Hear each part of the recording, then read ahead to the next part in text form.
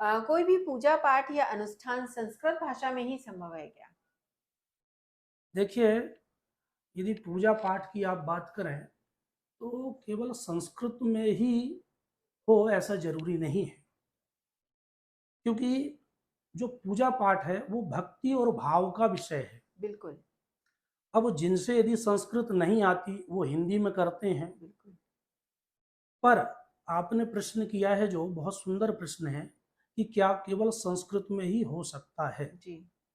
तो यहाँ मैं एक चीज बताना चाहूंगा आपके सभी दर्शकों को कि यदि हम व्यक्तिगत स्वांतः सुखाय जी। अपने सुख के लिए यदि हम कोई भी पूजा पाठ करते हैं, हिंदी में करें या किसी अन्य भाषा में भी करें, जी। उससे कोई फर्क नहीं पड़ता है। भगवान उसको स्वीकार करते हैं, किंतु यदि हम किसी कामना के कारण से और किसी कामना विचार से हम यदि कोई अनुष्ठान कराना चाहते हैं या करना चाहते हैं, तो वह फिर आपको संस्कृत देववाणी भाषा कही गई है। तो जी। हमको देववाणी भाषा में ही करनी चाहिए और उससे एक नहीं अनेक लाभ हैं। वस्तुतः यदि मैं आपको बताऊं कि जो संस्कृत भाषा है वह परिष्कृत भाषा है। विश्व में अनेक भाषाएं हैं, किंतु जो संस्कृत भाषा है, जब हम संस्कृत का उपयोग प्रयोग करते हैं तो इस इतनी प्यारी भाषा है ये कि इसमें आपको ह्रस्व, प्लुत, दीर्घ, उदात्त, अनुदात्त, ये सब हमारे मांसपेशियों के द्वारा, हमारे जिह्वा के द्वारा जब हम संस्कृत के मंत्रों का उपयोग करते हैं या संस्कृत भाषा में आपस में वार्तालाप करते हैं, जी।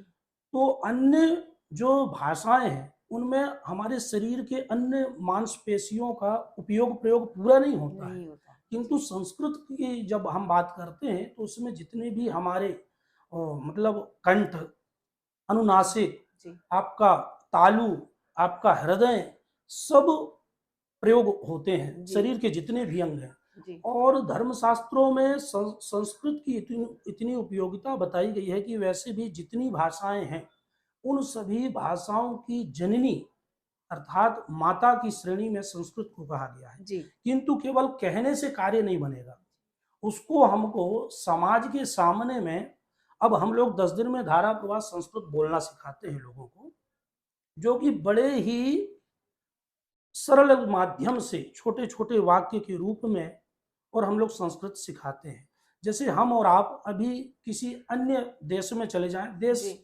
की बात क्या, अपन दूसरे स्टेट में चले जाएं, आप महाराष्ट्र में चले जाएं वहाँ मराठी बोली जाती है, आप केरल में चले जाएं केरला भाषा में लोग बात करते हैं।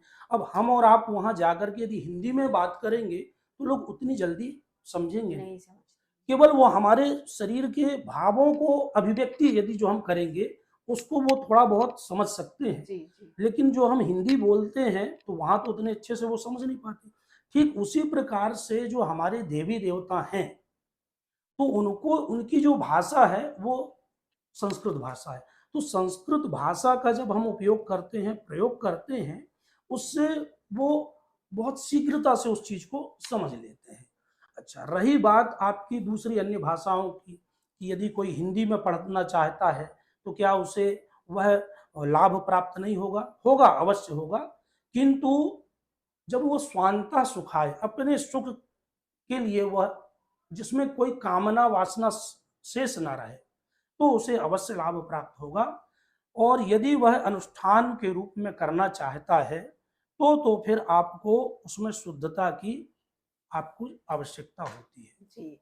यानी ये कहना चाहते हैं आप कि भगवान भाव के भूखे हैं बिल्कुल और बिल्कुल। आप जिस भी भाव से, चाहे जो भी भाषा हो, अगर आप अपनी बात रखते हैं तो ज़रूर सुनेंगे। जरूर जरूर जी। जरूर। ये बताइए कि शास्त्रीय और आचार्य में क्या अंतर है? क्या